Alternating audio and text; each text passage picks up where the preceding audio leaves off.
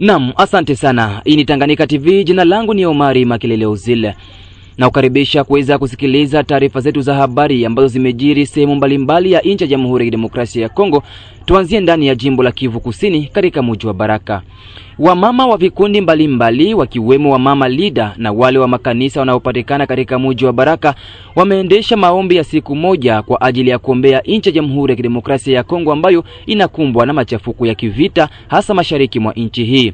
Mama Riziki wa Kilongo ni kiongozi wa jumuiya ya 81 kunako kanisa la Methodiste ini mjini Baraka ameonesha lengo la kuendesha maombi hayo huku akitaka wakina mama wa makanisa mengine kujumuika katika maombi hayo ili kuombea nchi ya DRC. Ameyasema hayo siku ya 4 ya wiki tunayo katika mahojiano na Tanganyika TV. Tumsikilize. Tunakuwa na lengo moja, ni kuomba kusudi tupate amani katika nchi yetu ya Kongo. Tumealika wamama wa vikundi mbalimbali vya maendeleo. Tunakuwa na wamama wa Izone, wamama wa Kane, wamama wa Grupe Nyamanjoku, wamama wa Ligue des Femmes na wamama wengine wa kanisa letu la Kimethodiste ini hapa Baraka. Tumeona tuombee nchi yetu kwa sababu ya matatizo ambayo imeikumba nchi yetu, vita ambavyo havipendi kukatika, watu kukufa kama vile nyama, damu zisizokuwa na hatia kumwagika pande zote katika nchi.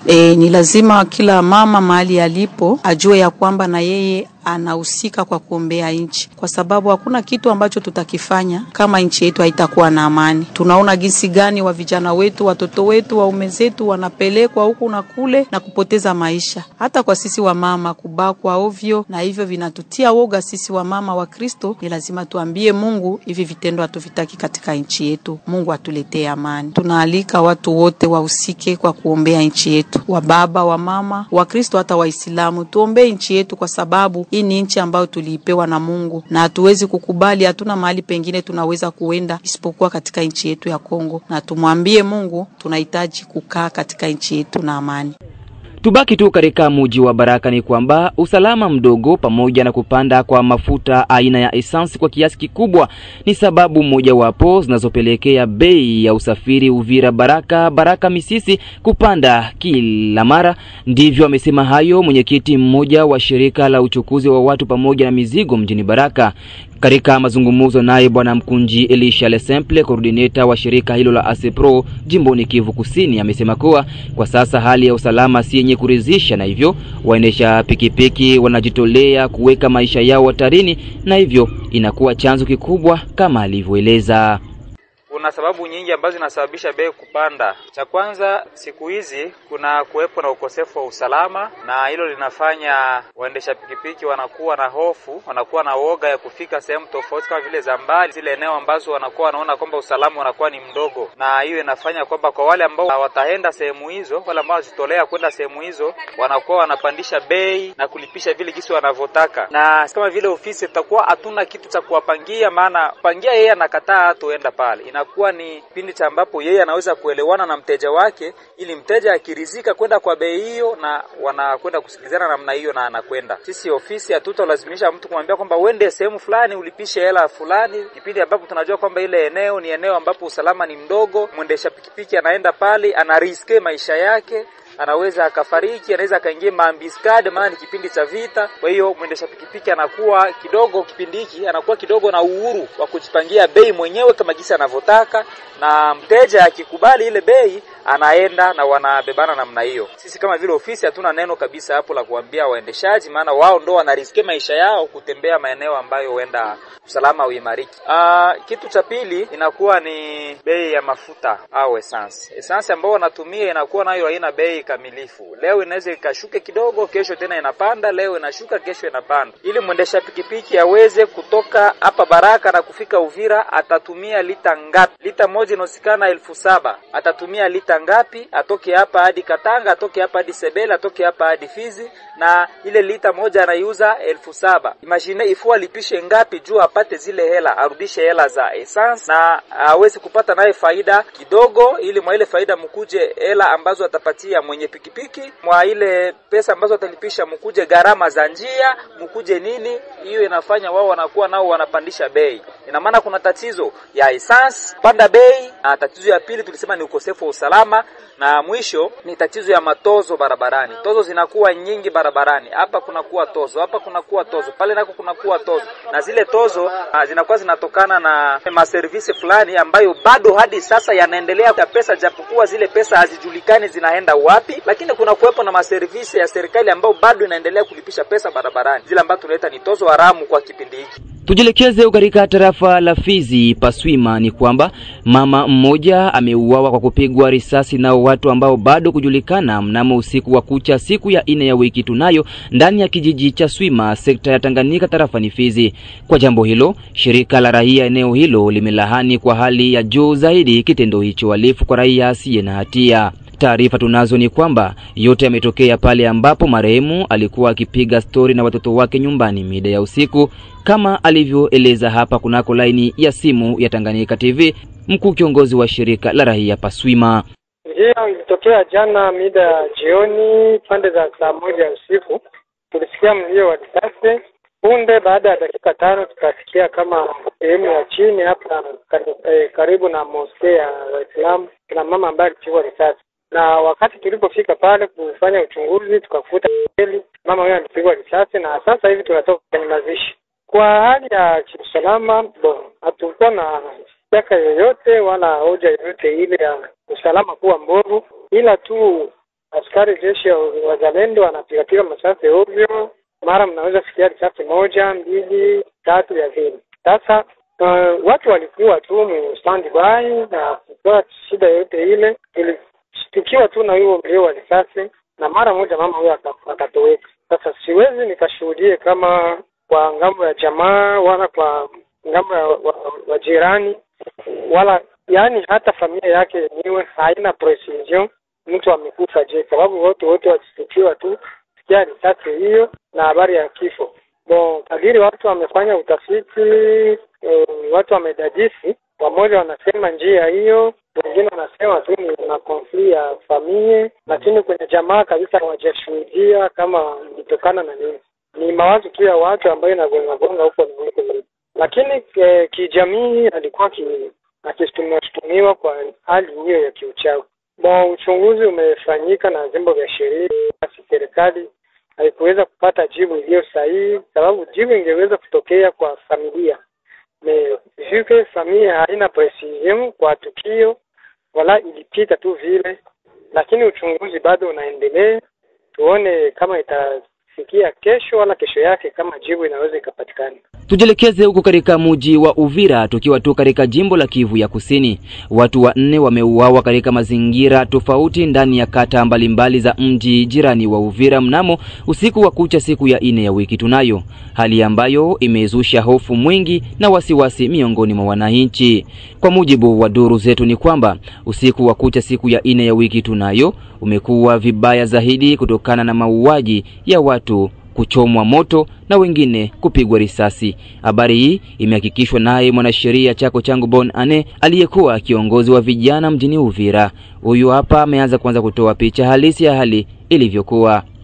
Hali ya sasa ya usalama katika vile ya Uvira haiko ya kuridhisha. Haiko ya kuridhisha juu ya nini? Juu ya mauaji ambayo inafanyiwa usiku na mchana, lakini pia hali ya haki ya kibinadamu nayo haiko ya kuridhisha. Mpaka sasa wanawake wenye kuvala pantalo wangaliki wanapigwa fimbo na wazalendo. Kwa sasa tuko tunaobserve hali kutofahamu kati ya wazalendo na majeshi ya FARDC hawajaelewana vizuri. Tukianza na hali ya usalama ni kwamba usiku wa kucha leo mnamo 19 kuna baba mnamo quartier Kalundu kule ngambo ya Rugembe, kuna baba ambaye amepigwa masase na kufa hapo na watu ambao hawajulikani. Usiku kuna jeshi ambaye ama mwizi ambaye amekamatiwa mnamo quartier Rombe ya kwanza chini ya Bralima, amepigwa na kuchomwa pale na maiti imetupiwa kwenye Lake Tanganyika. Usiku wa kucha leo kuna wezi 2 ambao wamekamatiwa mnamo quartier Rombe ya kwanza pale chini ya Bralima, na wao pia walipigwa majiwe na kufa hapo hapo. Imeonekana kwamba hali ya usalama kwa kuridhisha, juu watu wengi wanauawa kwa risasi, lakini pia wengine wanapigwa fimbo na wazalendo kwa ajili ya kuwakataza wasivai pantalo, odela ya masensibilisation ambazo zimeshafanyika ya watu mbalimbali kwenda kuwaona viongozi wa majeshi wa kizalendo kwa ajili ya pantalo. Hiyo ndo hali ambayo mpaka sasa hayakuwa nzuri. Hali ya usalama kabisa ni ndogo. Watu wangali wanahofia kutembea usiku. Ni kuambie kwamba kuna kukatini ya Mianda na katika Kimanga, mwisho wa kutembea ni saa 12 ya mchana. Saa 12 ya mchana Joanini, atakayeonekana usiku anapigwa risasi akisingizwa kama vile ni mwizi. Hali si nzuri, mtangazaji. Aiza kuhusu swala la wanawake kupigwa viboko juu ya mvalio na baadhi ya wazalendo katika mji wa Uvira, Chako Changu Bone Ane ameangazia zaidi kunako laini ya simu ya Tanganyika TV.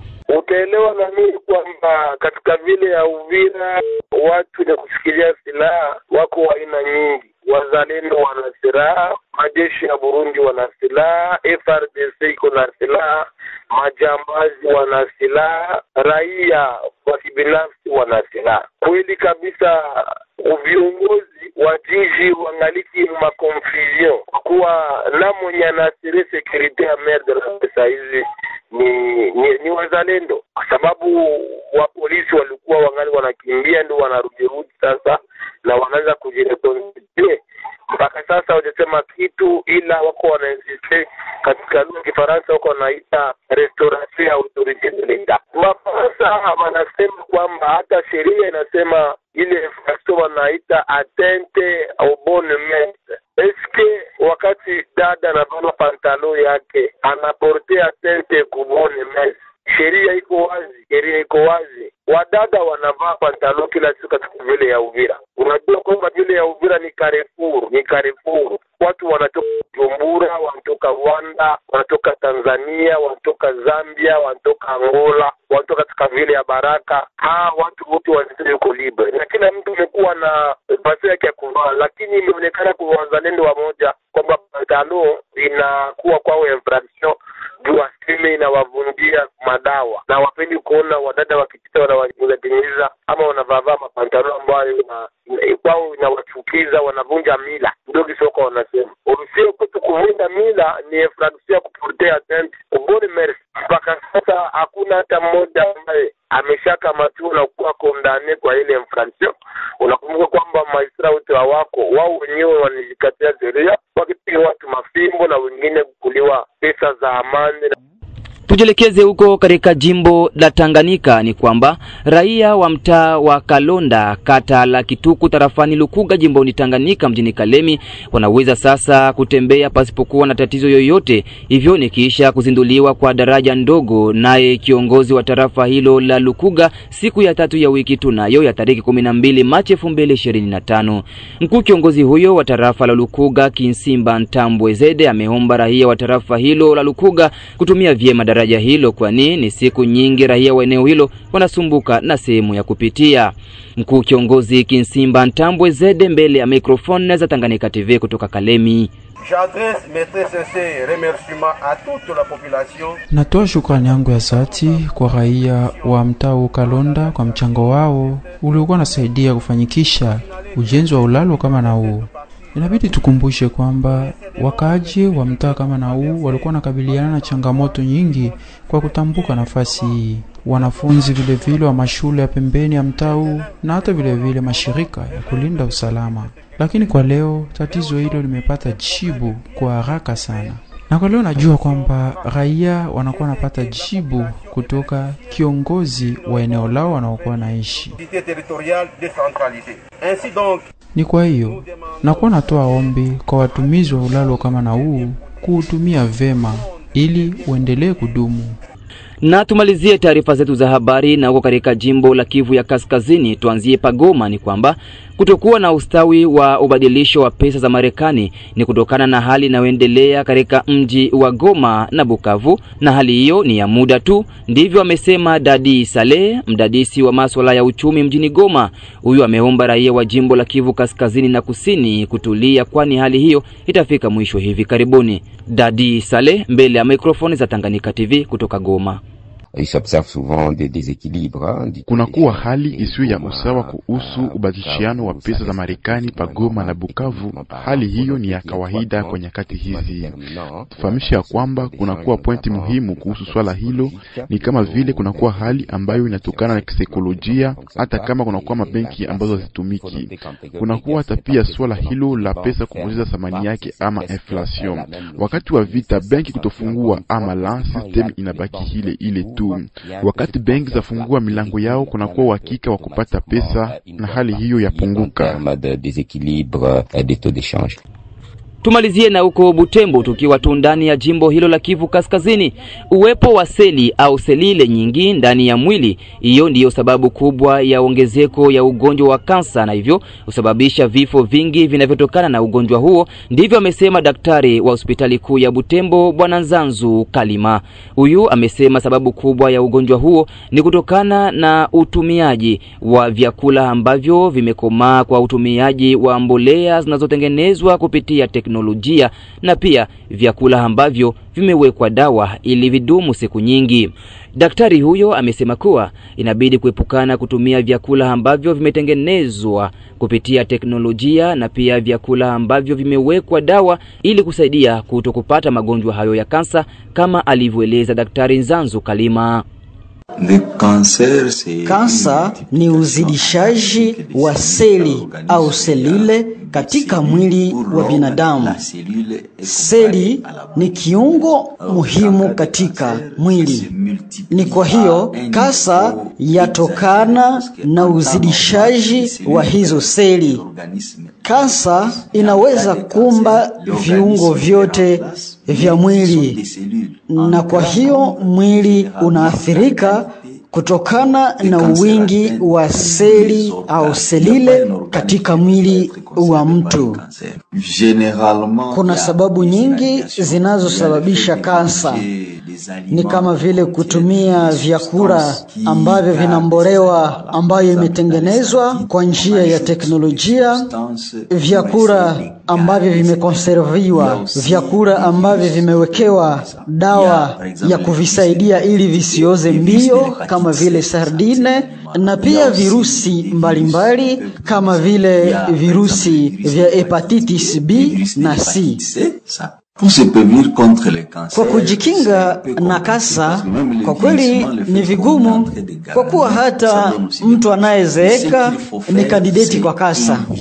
Ila ambacho tunaweza kufanya ni kutokula vyakula ambavyo vimewekewa dawa, mbolewa ambazo zimetengenezwa kwa namna ya kiteknolojia. Tule vyakula ambavyo vyakomaa kwa namna yavyo vyenyewe. Na ni hapo ndipo natamatisha habari zetu kutoka Tanganyika TV. Mimi ni Omari Makelele Ozil. Habari za muda huu, mpendwa mtazamaji wa Tanganyika TV. Kwa jina naitwa Suzana Mbokile, natokea kitengo cha biashara na manunuzi hapa Tanganyika TV. Nipende kuchukua fursa hii kukaribisha hewe mfanyabiashara kutangaza biashara yako pamoja nasi.